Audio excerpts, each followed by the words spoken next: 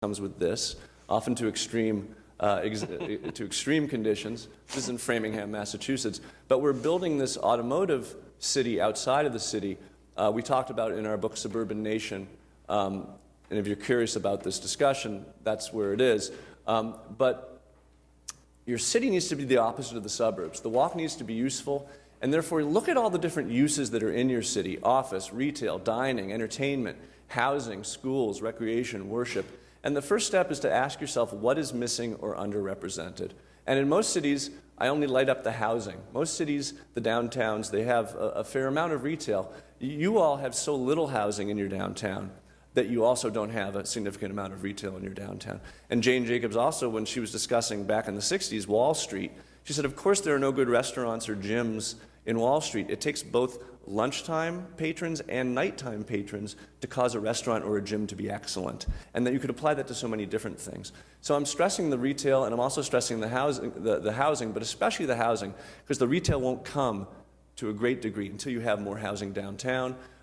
This is in Washington, D.C. My neighborhood, actually my wife with our baby, we have a walk score of 97 out of 100 in our neighborhood, because you can see now leasing apartments and rental and condo and homes in close proximity. And in most American cities, you all not accepted, the first step to creating a more walking culture in your downtown is to incentivize more housing downtown. This is in Austin, which has been making great strides, particularly with bringing housing downtown. And then some examples of new housing in your city. You're going in the right direction, but we need to think about how we as a city and city government, what steps it can take to incentivize housing downtown even more. Second, a safe walk, reality and perception. The walk needs to be safe and the walk needs to feel safe. So what creates a safe walk? And this is where I'm going to spend most of my time working with you this morning. A network of many streets, streets of not too many lanes, lanes of the proper width, two-way streets, proper curb details, continuous on-street parking, continuous street trees, and I'll get into more on those as we go. So a network of many streets. This is Alexandria, Virginia, near where I live, one of many great streets where we learn the lesson, communities where we learn the lesson, also in Coral Gables, Florida. This is your normal American city plan. Small blocks, many streets. And we've learned that you need to have many small blocks for people to choose to walk. It's the opposite of this circumstance, which we know looks like this, with the very few streets, and therefore each street needs to be large, which is why we need lots of smaller streets. You have a tremendous grid. I like to say about your city, the bones are good. You have very few mega blocks. You allowed a few blocks to be combined over the years. But the fact that you have so few mega blocks and you have this square grid of approximately 300-foot blocks, your bones are good. So what's confusing is that you have this, but then you also have streets that are approaching the solution that that would be normal if you had very few streets. So your streets don't entirely reflect the fact that you have so many small blocks. This is a study that was done in California, just completed, hot off the presses. And if you look at a bit down the page, you'll see the average block size of safer cities and less safe cities. The block size doubles in the less safe cities, and the number of fatal crashes, not on highways, almost quadruples. So as you make the blocks bigger, people drive faster and more crashes are fatal. Why? Because when you have fewer streets, the streets themselves are bigger, have more lanes, and are faster. We've all talked about Hudson. It's been getting a lot of attention.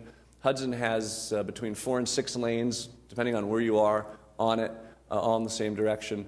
And you can see here, though, that your grid is very intact, very solid, and therefore the traffic could be spread out on smaller streets. And we're going to talk as we move forward about your street assignment, your functional classification system, which describes what's an arterial, what's a collector, what's a local street. But I actually believe this document is out of whack, and I'm going to explain that to you later. Lanes of the proper width. Engineers for the past 50 years have been widening streets and widening streets. This is an aerial in the Washington area of a suburb from the 60s, and this is a suburb from the 80s. These pictures are taken from the same height. The rules have just changed because as engineers have built more and more suburban-style highway served developments, the techniques have served that kind of development. So even, and this is of course what happens when a street gets wider, people feel comfortable going faster. This is even my old neighborhood in Miami Beach, where they had to fix the curb because of flooding, but they had to fix it to a new standard. So a very comfortable sidewalk was sliced in half because the perfectly functioning street was deemed inadequate. So you can see how the standards have changed. And I arrive in many cities, and you have this. For example, Hudson, where I just measured it across from this building, has a little more than 70 feet that's holding 5 lanes. So that's about a 14-foot travel lane. And what's important to understand is that a typical urban travel lane that will create the speeds of 25 miles an hour, 30 miles an hour is a 10-foot travel lane. Engineers have something they call design speed. A 10-foot travel lane has a design speed of about 25, 30 miles an hour. A 13 and 14-foot travel lane, like I find in many of the cities that I work in, is a highway lane. So people, the cues that people are getting from their environment is, this is a 70-mile-an-hour lane, therefore I can go 70. And of course they don't go 70, but they go more than 30, which is your problem. So here's a typical two-way in Davenport, Iowa, where I was recently working, and it's very easy with striping to introduce, for example, a little more parking and to change the lanes to the proper width. You don't even have to dig up the pavement, you're just changing the striping, and now you have the same number of lanes, in fact, but they're the right width, and people will drive slower. Hudson, of course, lots of lanes, and they're super wide. Two-way streets. This is another street from Davenport, and Davenport is making great strides, but they recognize that they have this challenge. The problem with one-way streets that are multiple lane are a problem, because when you're a driver and there's another lane, I'm sure you've all shared this experience that I've had, you're always in the slower lane. The other lane always seems faster. And because there's an opportunity to jockey, you kind of enter into this road racer mentality, and so it's better to have one lane in each direction than it is to have multiple lanes in the same direction. Similarly, as you can see from the feeling you get from this picture, when there's multiple cars all moving in the same direction, there's a much greater feeling of mass and speed when you're on the sidewalk. It's much more intimidating when you're on the sidewalk. Also, there's fewer opportunities for conflict. So the drivers drive faster because there aren't vehicles oncoming towards them. You've already made great strides in turning many of your one-way streets back to two-way. I'm going to argue that you need to complete that effort. Here's your downtown, and you can see Walker, Hudson, Harvey, Robinson, 6th, and others, as you know, elsewhere, still are one-way, and it's clearly making pedestrians feel less safe. There's also the issue, and I've seen this from other cities, but people were interviewed in relation to my being here by the newspaper, and they said, I'm afraid to drive downtown because I get lost. And a big factor of this one-way street system is that people who aren't used to it, who aren't downtown every day, they don't have it figured out. And when they do come down, downtown, they're confused. So another reason to eliminate a one-way system is because of drivers get confused. Proper curb details. Look at the corner of this crossing. When you cross a 20-foot street, you actually walk 20 feet because the corner is very tight. That's called a curb return radius. These are the new standards in many cities. The curbs are big and swoopy. And so when you cross the street, you're crossing twice as far as you would have otherwise. And you have streets that have nice tight curves. You also have streets, though, that have big swoopy curbs. So you need to look at your standard there and enforce that. Continuous on-street parking, perhaps the most important thing on this list. This barrier of steel that's between the road and the sidewalk protects the pedestrian, makes them feel much safer. Probably more important than the number of lanes is the presence of that parking against the street. And again, of course, the drivers sense the potential for conflict, so they slow down a little bit. I hear the parking meter was invented here, so this is a city in which we could focus on that with special pride. And then another typical street within your city without parking, protecting the sidewalk. And where I'm standing to take this picture, you can't stand for any length of time because the cars are moving within 2 feet of you at 40 miles an hour. And finally, continuous street trees. If the parking isn't there, or even if it is, we're sorry this gentleman hit this tree, but we're glad he didn't hit a pedestrian. And the trees are perceived by pedestrians as being a great protector from vehicles moving. And they have many other benefits I'm going to run through with you as well. You have a problem in the city. There's some rules, I think, that need to be changed. One of them is you can't plant a tree within 10 feet of a water main. That's more strict than a lot of other cities. And you have other impediments to planting trees that need to be overcome. And then people are allowed to plant trees that look like bushes, and this will grow into a bush and not a tree that will protect the pedestrian. And then finally, I added one more, which is short or no left-hand turn lanes. A big reason that your streets, this is a street, I'm doing a similar study for Bethlehem, Pennsylvania. These shops on the right are all boarded up now and going out of business because the parking was removed. And the parking was removed because of this center turn lane. Now, if you look way deep in this slide, there's a left-hand turn into a street that no one goes up. It's like a residential street. But they made this 300-foot-long center turn lane, and what it did was it eliminated all the parallel parking from the street. It also widens the street and makes it feel speedier. You suffer from center turn lanes on long, long blocks that never go away.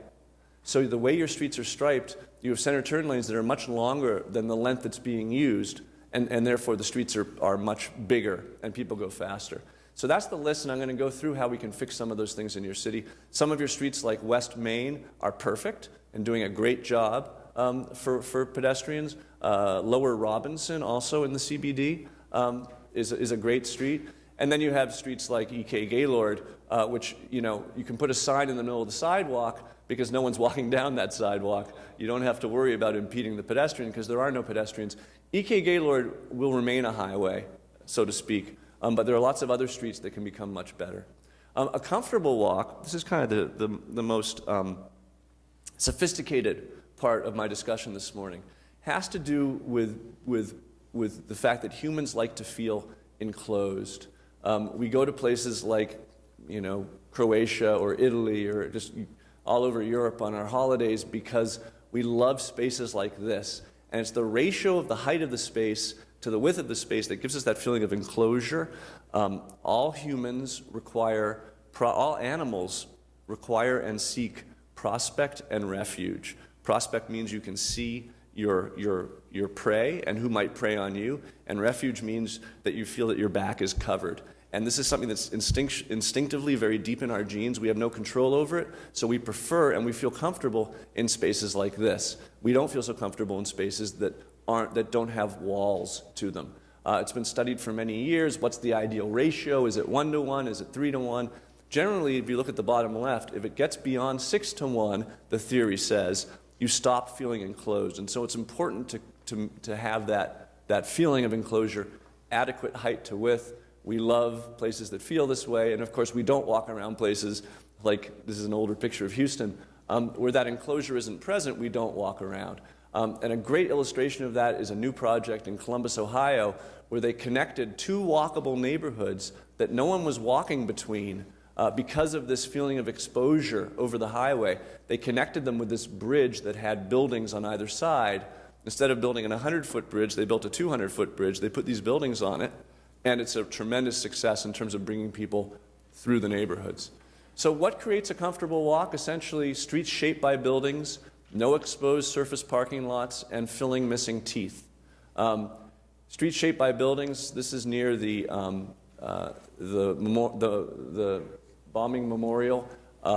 Streets that just don't have the buildings up against them. This is on the west side of the memorial. And of course, what they have up against them are surface parking lots, which are present all over your city, in Bricktown, big ones, here on Broadway. And there are some interesting things in the parking lots, but parking lots are not successful at creating pedestrians up against them. And then finally, filling missing teeth. And you can't fill all the missing teeth in your city, but you can find the key ones in otherwise successful neighborhoods like Deep Deuce or